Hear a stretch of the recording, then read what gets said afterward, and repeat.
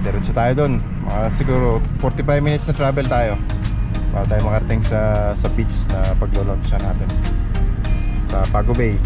Pago Bay area tayo.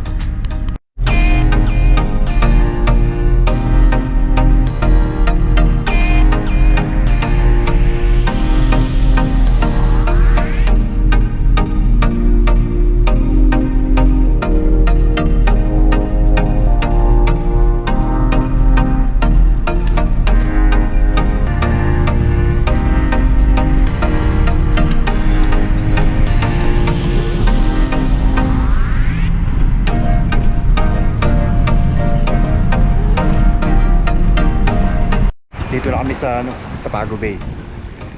Medyo maganda yung dagat pero malakas ang hangin. Ito na yung mga kasama ko, dumating na sila.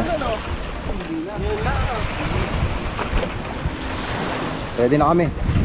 Ito yung mga kasama ko. Pwede na ulit na kaming didilhin siya kami ngayon ng medyo malaki-laki. Ayan. Puta, puro na lang yung nahuli natin, pero doon sa nakachamba kami doon sa sa isang site na pinupuntahan namin. Nag-launch kami sa parting agat yun, nakadirensya kami ng isa doon. Pero try namin dito sa east. Sana makadilensya kami ng medyo malaki-laki dito. After within 15 minutes to 20 minutes pwede na kaming umalis. Maglo-launch na kami.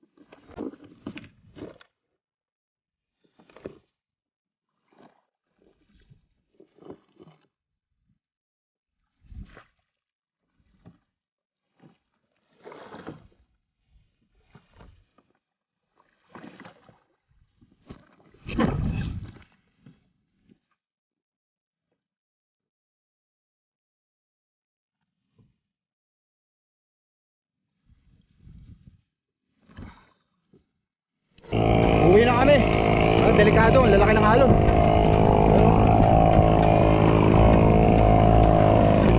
Kung mag-i-stay pa kami rito, baka abutan kami ng malalaking alon at hindi kami makalapasok dun sa bukana. Mas delikado dun sa bukana, mas malalaki ang gulong ng tubig dun.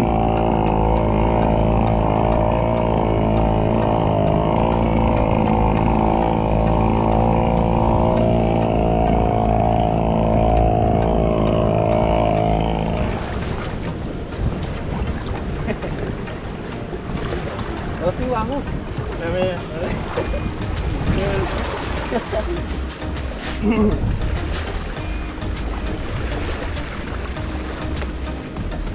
Yun. Ano, tikit pa natin ang konti sa'yo.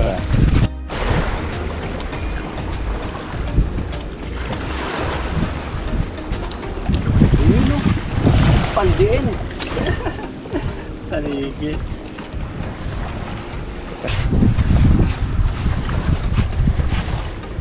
May langaw natin.